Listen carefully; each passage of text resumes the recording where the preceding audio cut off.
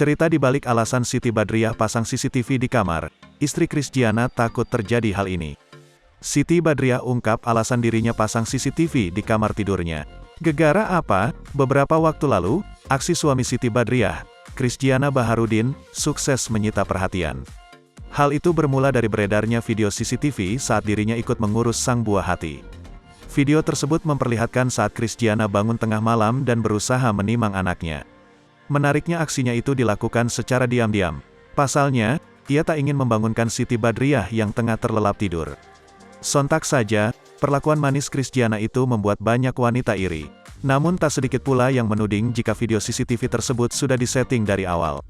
Menanggapi tudingan tersebut, Siti Badriah pun tegas membantahnya. Ia mengaku sengaja memasang CCTV di kamarnya karena beberapa alasan. Aku emang setiap harinya abis subuh selalu cek CCTV, ungkap pemilik lagu Cantik itu. Karena biar aku tahu keadaan pas kita tidur nindihin, bayinya, enggak nih, atau segala macam, imbunya. Wanita yang akrab disapa Sibat itu juga awalnya kaget melihat aksi suaminya yang begitu menyentuh hati. Dan Sibat juga merasa beruntung memiliki suami yang mau ikut mengurus anak di rumah. Ternyata dia masih tetap sama kayak ngurusin pas anak baru brojol gitu. Terharu banget, I love you sayang aku, tukas Siti Badriah.